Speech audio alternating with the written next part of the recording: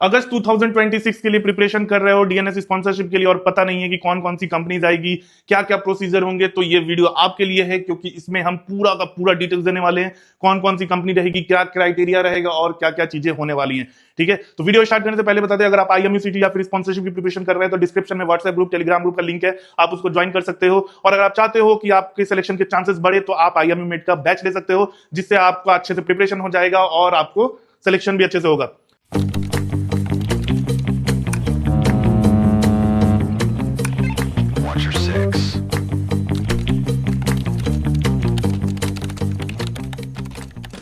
Video में आते हैं, चलो। तो ये देखो, ये है हमारा पूरा इस बार का बैच का, आपका अगस्त बैच का, जो कि डीएनएस के लिए है। ठीक है, कोर्स ड्यूरेशन डीएनएस 1 साल का होता है, उसके बाद से आपका सी टाइम होता है, सेकंड मेट के लिए 18 मंथ का सी टाइम चाहिए रहता है। आ जाओ, ये सब देखो, ये सब कंपनीज है, top companies for DNS sponsorship. सबसे पहले बात करते हैं हम लोग ग्रेट ईस्टर्न का। ग्रेट ईस्टर्न में वो सारे बच्चे एलिजिबल हैं जो कि as per DG shipping eligible है, मतलब आपका पीसीएम 60% होना चाहिए, उसके बाद से आपका एज 17 to 25 होना चाहिए। उसके बाद अगर आपने बीएससी बीटेक कर रखा है तो बहुत अच्छी बात है, उससे आपको बेनिफिट होता है। बेसिक क्राइटेरिया यही है कि आप मेडिकल फिट होने चाहिए। ग्रेट ईस्टर्न का कोई अपना एक्स्ट्रा क्राइटेरिया नहीं होता है, इसी वजह से ग्रेट ईस्टर्न में कंपटीशन सबसे ज्यादा है, क्योंकि सबसे ज्यादा बच्चे फॉर्म ग्रेट ईस्टर्न का ही फिल करते हैं और सबसे ज्यादा बच्चे इंटरव्यू भी ग्रेट ईस्टर्न का ही देते हैं। उसके बाद से आ जाओ एंग्लो ईस्टर्न। एंग्लो ईस्टर्न का क्राइटेरिया थोड़ा सा टफ है, क्योंकि इनका पीसीएम परसेंटेज आपका 70% होना चाहिए। पीसीएम 70% होना चाहिए। आपको अब सिर्फ 3 चांसेस मिलेंगे एंग्लो ईस्टर्न में, आपको सिर्फ और सिर्फ 3 चांसेस मिलेंगे, उसके बाद से आपको चांस नहीं मिलेगा। उसके बाद एक और चीज है कि जब आप एंग्लो ईस्टर्न का रिटन एग्जाम देते हैं तो रिटन एग्जाम में अगर आप रिटन में फेल हो जाते हैं कोई बात नहीं, अगर आप साइकोमेट्रिक में फेल होते हैं तो फिर आपका पूरा का पूरा चांस चला गया, फिर आपको कभी मौका नहीं मिलेगा एंग्लो ईस्टर्न ज्वाइन करने का। तो ये है एंग्लो ईस्टर्न का थोड़ा सा ड्रामा नहीं बोलेंगे, ये भी सही चीज है। उसके बाद से एंग्लो ईस्टर्न में एक और चीज है कि आप हर 3 महीने पे फॉर्म फिल कर सकते हैं। ठीक है, 3 महीने, जैसे आपने मान लीजिए अभी जनवरी में फॉर्म फिल किया, उसके बाद से आप फिर से अप्रैल में फॉर्म फिल कर पाएंगे, उसमें कोई दिक्कत की बात नहीं है। एंग्लो ईस्टर्न का प्रोसीजर थोड़ा सा लेंदी होता है, लेकिन इनका प्रोसीजर काफी अच्छा है। उसके बाद से आ जाइए आप एमएससी का थोड़ा सा पंगा यह है कि एमएससी में एज क्राइटेरिया प्रॉब्लम कर जाता है। एज क्राइटेरिया जो है एमएससी में वो 17 to 19 ईयर्स है 12 पास वालों के लिए, वही बीएससी वालों के लिए अप टू 22 ईयर्स। ठीक है, बीएससी वालों के लिए 22 ईयर्स है। उसके बाद से आपका पीसीएम क्राइटेरिया 65% है, लेकिन अगर आप बीएससी के लिए जा रहे हो या फिर बीटेक के लिए जा रहे हो तब 60% में आपका काम हो जाता है। एमएससी में सबसे अच्छा चीज है कि एमएससी के पास 900 से ज्यादा जहाज है, मतलब 900 जहाज, सोच रहे हो कितना बड़ा कंपनी है। एक तो ऑनरशिप, उसके बाद से 900 से ज्यादा जहाज, और फिर उसके बाद से सारे के सारे कंटेनर्स। हाँ, बल्क कैरियर हैं 2-3 है, वो बस नाम के हैं। ठीक है, तो ये है हमारा एमएससी का।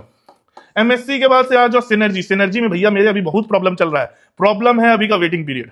सिनर्जी में वो सभी बच्चे एलिजिबल हैं जो कि as per DG shipping eligible है। आपको बहुत सारे अफवाह सुनने में मिलेंगे कि आपका पीसीएम 60% क्राइटेरिया है, लेकिन तीनों में 60+ होना चाहिए, ऐसा कुछ नहीं है। आपको ओवरऑल 60% चाहिए। ठीक है, ओवरऑल चाहिए, ओवरऑल। उसके बाद एज का भी आपका 17 to 25 है, ये सबसे बेस्ट चीज है।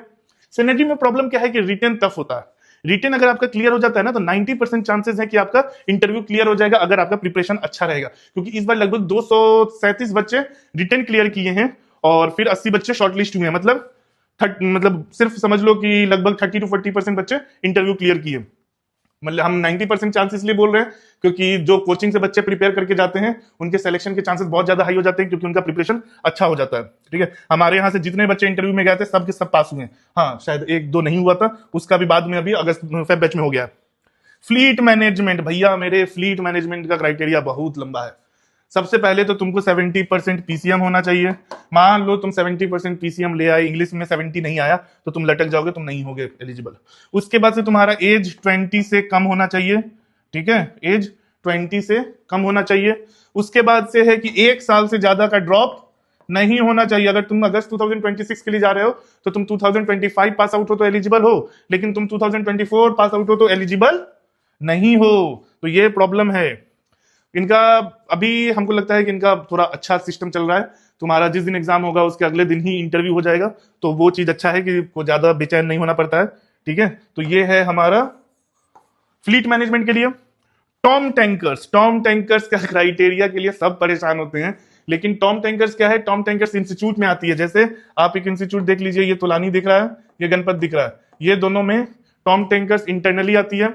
यहाँ से बच्चे एग्जाम देते हैं, फिर टॉम टैंकर्स के पास उनका डिटेल्स जाता है, फिर शॉर्टलिस्ट करती है टॉम टैंकर्स, और फिर उसके बाद से होता है उनका सिलेक्शन प्रोसीजर। अभी फेब बैच में हमारे 3-4 बच्चे टॉम टैंकर से सेलेक्ट हुए हैं, 2 बच्चे गणपत के थ्रू हुए हैं, 2 बच्चे तोलानी के थ्रू हुए हैं। तो ये है हमारा इस बार का टॉम टैंकर्स।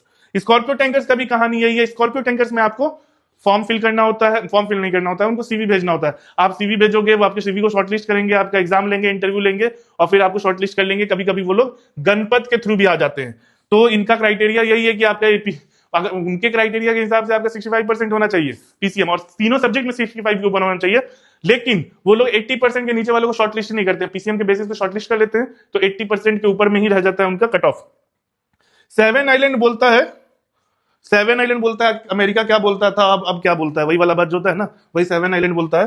7 आइलैंड बोलता है कि 70% पीसीएम चाहिए हमको, 4000 रैंक के अंदर चाहिए। लेकिन आप जितने बच्चे देखिए सब 70% पीसीएम के नीचे वाले हैं, और सब हाई रैंकर हैं, क्योंकि जो बच्चे 70% पीसीएम ले आएंगे, जो बच्चे अच्छा रैंक ले आएंगे, वो 7 आइलैंड क्यों जाएंगे?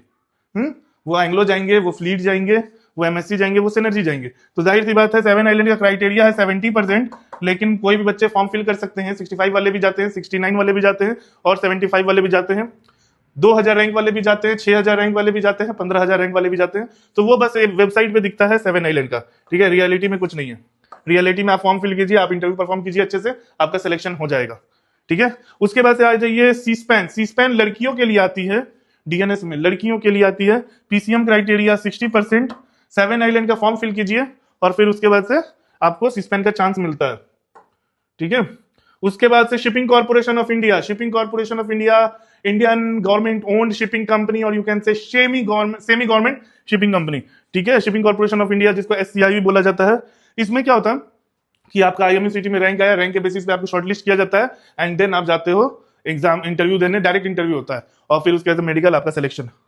अब आ जाओ, कहाँ आना है, ये सारे के सारे कंपनीज, और भी कंपनीज हैं, मेनी मोर कंपनीज हैं, लेकिन ये सब फिक्स कंपनीज हैं। अब आप इसमें बोलोगे कि सर आपने तो सिम्स को छोड़ दिया, क्योंकि हमने सिम्स का बहिष्कार कर दिया है, ठीक है। आईएमयू मेट में आपको सिम्स जल्दी देखने को नहीं मिलेगा, क्योंकि हम लोग सिम्स का बहिष्कार करते हैं। क्यों करते हैं वो हम अपने बहुत सारे वीडियोस में बता चुके हैं। जो बच्चे वहां जा रहे हैं वो परेशान हो रहे हैं, ठीक है। अब सिम्स वाले देख भी लेंगे तो क्या ही कर लेंगे, ज्यादा से ज्यादा केस ठोकेंगे। किस बुनियाद पे ठोकेंगे कि हमारा वेटिंग पीरियड उतना नहीं है। अगर वेटिंग पीरियड उतना नहीं है तो आप कोई ऐसा बच्चा दिखा दीजिए जो 2022 में डीएनएस किया हो और अभी सी10 कंप्लीट कर लिया हो, ठीक है। हम सारा वीडियो डिलीट कर देंगे। सारा वीडियो जो सिम्स से रिलेटेड वीडियो है, जिसमें भी हम अगर सिम्स के खिलाफ कुछ बोल दे रहे हैं, वो सारा वीडियो डिलीट हो जाएगा। अगर सिम्स ये बता दे कि कोई भी 2022 का बच्चा जो 2022 में डीएनएस के लिए एडमिशन लिया हो और वो सी टाइम कंप्लीट कर लिया हो, क्योंकि मोस्टली कंपनीज में 2023 फेब बैच वाले बच्चे सी टाइम कंप्लीट कर रहे हैं, सेकंड मेट फंक्शन दे रहे हैं, लेकिन जो बच्चे सिम्स में गए थे 2022 में वो अभी सी टाइम ही कर रहे हैं, 12 महीने भी उनका नहीं हुआ है, ठीक है। तो ये है वेटिंग। एमएट यूनिवर्सिटी अभी 2 साल से ले रहा है डीएनएस, ठीक है। तो इसमें क्या है कि आपको फॉर्म फिल करना है। अच्छा, हम तोलानी गणपत का तो बताना ही भूल गए। तोलानी गणपत और एमएट यूनिवर्सिटी, टीएस रहमान, ये सभी का सेम सिस्टम है। इन सब में कंपनी, मतलब ये लोग अपना फॉर्म रिलीज करते हैं, आप फॉर्म फिल कीजिए, वहां जो भी कंपनी आएगी उसमें आपको मतलब अप्लाई, मतलब वो लोग आपका डिटेल्स भेजेंगे, फिर वो लोग शॉर्टलिस्ट करेंगे। अगर आप शॉर्टलिस्ट होते हैं तो फिर वहां आपका सिलेक्शन हो जाएगा, ठीक है। तो बस यही कहानी है। अब ये तो हो गया, एंड फ्यू मोर और भी इंस्टीट्यूट है लाइक मैनेट पुणे, और तो नहीं है, बस मैनेट पुणे। हाँ, आईएमयू कैंपस का अगर आप सोच रहे हो डीएनएस के लिए तो हम तो कभी नहीं बोलेंगे, क्योंकि बिना स्पॉन्सरशिप के आईएमयू कैंपस जाना बहुत बड़ी बेवकूफी होगी, ठीक है। अब बीएससी के लिए भी यही इंस्टीट्यूट है, हम इस पर ज्यादा टाइम नहीं लेंगे आपका, लेकिन तोलानी मैरीटाइम यूनिवर्सिटी है, एमएट यूनिवर्सिटी, एचआईएमटी है, गणपत है, टीएस रहमान है, ये सब अच्छे अच्छे इंस्टीट्यूट है। जो भी हम इसमें मेंशन किए हैं ये सब अच्छे अच्छे इंस्टीट्यूट है। बाकी आगे के वीडियोज में हम आपको थोड़ा सा ये डीएनएस और बीएससी का फ्लो चार्ट बता देंगे, तो वो आपके लिए बहुत बेनिफिट होगा। आपको एक आइडिया लग जाएगा कि आखिर चल क्या रहा है, ठीक है। तब तक के लिए tata, bye bye, take care.